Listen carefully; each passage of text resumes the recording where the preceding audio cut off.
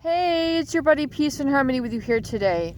We're focusing in on the experience in recovery when people have really had a extreme tolerance to abusive and maladaptive behavior. One thing I find in speaking with people who have suffered narcissistic or borderline or psychopathic abuse is that they tend to have put up with this mistreatment for too long. They have tended to really have a large tolerance for this sort of behavior. It can become an enabling in essence. It can become a excusing. It can become turning the other eye, turning the other cheek, or really, just taking a very large sort of tolerance towards this mistreatment or neglect of their needs. And I would really like to dive in deep into why this can occur. And oftentimes I find that those individuals who have suffered either child abuse or being raised by alcoholic parents or parents who are on drugs, these people who were never really present for their children tend to have a high level of tolerance or a really kind of feeling of normalcy of being mistreated. So this tends to feel comfortable. It tends to feel right. It just seems normal to be abused. It seems normal to be yelled at. It seems normal to be judged. It seems normal to become berated. And they can become very detrimental in time because really as people mature and get older, they do need to have a softer side. They do need understanding. They can't just abuse themselves, their minds, their bodies, perhaps the way that they did in their younger years.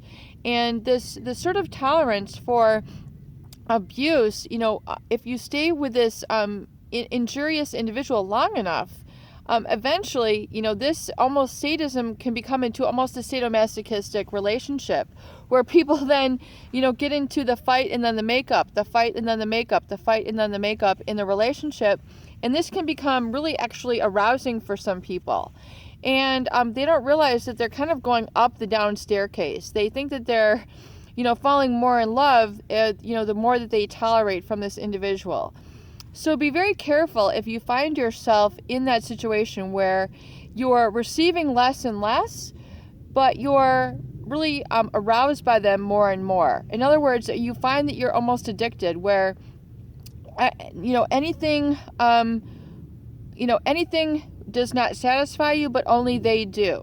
And so you'll be willing to go, and, be hurt and be neglected and being abused and being lied to just for the, opportunity to be with them for one day or, one afternoon or one evening or one weekend. A lot of people, especially I find with the psychopathic individuals, they really, they feel that their terror, their arousal is only to be answered or quenched or quelled by being with this abusive person.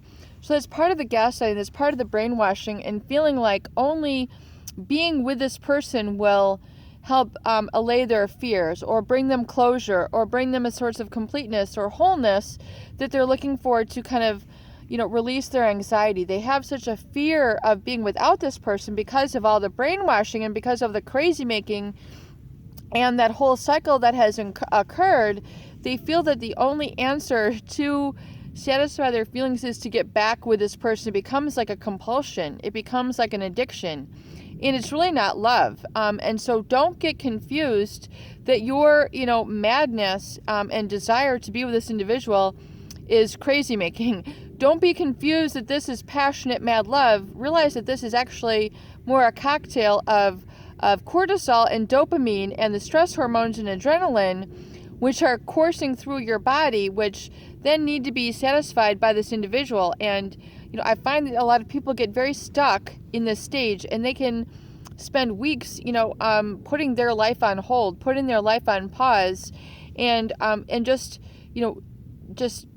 staying in this limbo state or zombie state while waiting for this individual and seeing if they're going to turn around, and then banking that this individual is going to turn around their behavior, or they're going to see the light and see how good we have it together, and I'm going to make them prove it, and I'm going to show them for sure that we're meant to be, and I'm going to force this no matter what. And so it becomes this real battle of wits, and eventually you're going to get battle fatigue. Eventually this is going to be very exhausting, very exasperating, and very draining, and oftentimes it's not very good for your health, your psychological health, your wellness, as well as kind of that really stage tends to create a lot of the scarring, and then a lot of the sort of post-traumatic stress syndrome, because the body is so exasperated from this adrenaline and this cortisol and this stress, and it pushing these personal boundaries and getting gaslighted and not knowing what your reality is and feeling like you don't have a reality without this person. That's part of the psychological torture that can occur. And people who tend to stay in this stage tend to feel like this is maybe normal, or this is in the name of love, or this is what is right, and this is what true love, passionate love is like, and I should just stay on for this train wreck to see what happens. And oftentimes the train wreck is just that, it is a train wreck. So people tend to develop a very high tolerance to this abuse, and what really is an issue is when that starts to become normalized, and then this high agitation seems to pervade all of their days, where they're not living on a peaceful, harmonious, balanced, fulfilling, and happy and contented relationship or life. It's more about trying to win and get right and be right and prove to this individual that you all are meant to be. And this becomes very forceful, and can also cause a lot of people, really, I would say the worst part of them, to come out. And you don't want to let yourself go there. A number of people who I've spoken to, are the most easygoing, normal, naturally normal, easygoing, sweet, kind, considerate, wanting the real thing type of people. Yet when they engage in these relationships, it brings out the worst of them. It really, they are often shocked by the behaviors that they do. These sort of behaviors that they find themselves trying to figure things out. What did this individual do? Where did they go? Where are their receipts? Who are they with? What is this text? They become very much like an investigator and very much on the prowl to try to figure out, what is the bottom line with this person. And it becomes like a game of cat and mouse. And, the psychopath, the narcissist, is the cat, and then you become the mouse. And really, the cat is always going to win. The cat has the claws. The cat has the teeth. The cat is going to beat you around and, basically wound you a little bit. And they're not going to make sure that you're fully out of the relationship, because the more that you can mourn and, you're almost half in, half dead, so to speak, they're going to continue to batter you and continue the crazy making. And so be very careful, because this can be very scarring and very life-changing to stay, not to mention the amount of time in your life that you are spent in this very very much of a battle and war zone, where you then end up sabotaging yourself, your life, and really the prime of your life, where you can then be, really using that time and that really productive energy towards being with someone who really deserves it. So look at your standards and really begin to raise your standards and ask yourself, why am I staying in this abusive relationship for so long? Why is this feeling right when it's something that is so wrong?